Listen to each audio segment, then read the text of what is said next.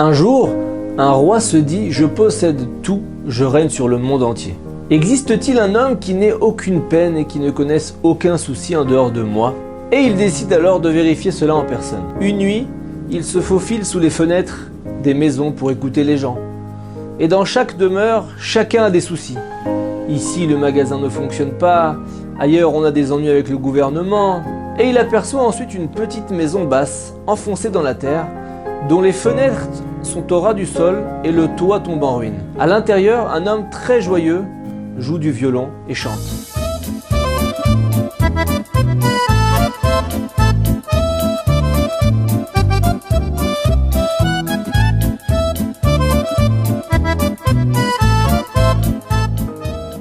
Devant lui, un grand récipient plein de vin et de nourriture.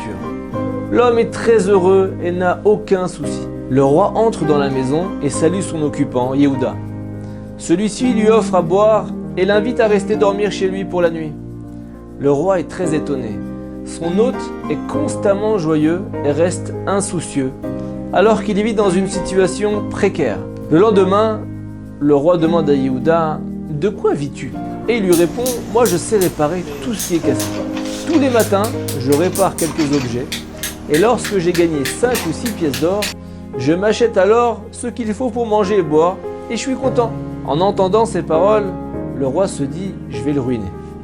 Il publie alors un décret disant « Quiconque possède un objet brisé ne devra pas le faire réparer par qui que ce soit. Il devra soi-même le réparer, ou alors en acheter un neuf. » Le lendemain matin, Yehuda part à la recherche d'objets à réparer, mais on lui fait part du décret royal. Bien que contrarié, il continue son chemin car il a confiance en Dieu. Il finit par rencontrer un homme riche qui coupe du bois. Il lui demande « Comment peux-tu couper du bois toi-même ? Cela ne convient pas à ton rang social. » Et il lui dit « J'ai bien cherché un bûcheron, mais j'en ai pas trouvé. » Et Yehuda lui dit « Laisse-moi faire, je vais couper ce bois. » En échange de ce travail, l'homme riche lui donne 1 pièce d'or. Et Yehuda continue à couper du bois ailleurs, dans d'autres maisons, jusqu'à récolter 6 pièces d'or. Il achète ensuite de quoi faire un bon repas. Peu après, le roi retourne chez Yehuda pour voir comment il se débrouille. Et il le voit assis devant un repas, toujours très content, en train de chanter. Et il lui demande « Comment arrives-tu à acheter autant de nourriture? Cela doit coûter cher. » Et il lui dit « Yehuda, auparavant je réparais toutes sortes d'objets. Puis le roi a décrété de ne plus rien donner à réparer à quiconque. J'ai alors coupé du bois jusqu'à ce que je puisse acheter assez d'argent pour mon repas. » Puis le roi décide, en sortant de chez Yehuda, de décréter de ne plus couper de bois, faire couper de bois à personne. Yehuda va chercher du bois à couper, mais on lui fait part du nouveau décret royal le lendemain. Une nouvelle fois, sa confiance en Dieu lui fait poursuivre sa route à la recherche d'une parnassa, jusqu'à ce qu'il rencontre un homme qui nettoie une écurie. Et il lui demande « Pourquoi nettoies-tu cette écurie à chevaux ?» Et il lui dit « Je n'ai trouvé personne pour le faire, alors je le fais moi-même. » Yehuda lui dit « Je vais la nettoyer pour toi. » Yehuda reçoit alors 2 pièces d'or pour ce travail. Ensuite, il continue son chemin et nettoie d'autres écuries jusqu'à récolter 6 pièces d'or. Puis comme il en a l'habitude, il s'achète de quoi faire un bon repas et rentre chez lui le cœur léger, prêt à chanter la vie.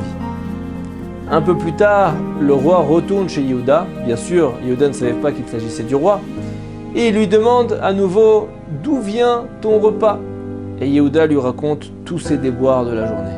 Le roi décrète alors que désormais personne n'a le droit de nettoyer son écurie par qui que ce soit.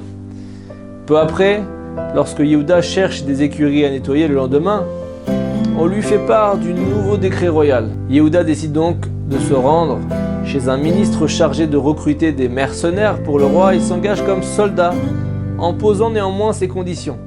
Il ne s'engage que pour une période bien déterminée et on doit le payer chaque matin pour la journée à venir. Le ministre lui fait alors revêtir son uniforme et lui remet son épée, puis l'envoie faire son travail.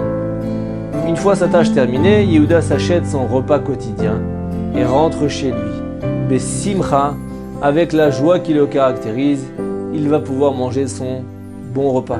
Apprenant la nouvelle, le roi convoque le ministre et lui ordonne de ne payer personne aujourd'hui. Le lendemain matin, lorsque Yehuda réclame sa paye chez le ministre, celui-ci refuse. Et il lui dit, on avait pourtant convenu que vous deviez me payer tous les jours. Oui, répondit le ministre, mais le roi a décrété de ne payer personne aujourd'hui. Demain tu recevras le double, mais aujourd'hui je peux rien te donner. Yehuda doit alors se résoudre à briser un morceau de son épée en remplaçant le bout manquant par du bois. Ensuite, il emprunte de l'argent en laissant le morceau d'épée en gage. Puis, il achète de nouveau son repas quotidien, prend un livre de Tehillim et remercie Hachem de cette bonne journée. Le lendemain, le roi retourne chez Yehuda et il est stupéfait de constater qu'il mange encore son repas comme d'habitude. Yehuda explique alors au roi « J'ai été contraint de briser la lame de mon épée et de la laisser en gage pour acheter mon repas. Lorsque je recevrai mon argent, je reprendrai la lame et je réparerai l'épée. Car je peux réparer moi tout ce qui est abîmé. C'est ça mon travail à la base. Réparer tout ce qui est abîmé. » Agacé, le roi convoque son ministre et lui dit « Amène-moi le mercenaire que tu as engagé. » Le ministre obéit et convoque alors Yehuda.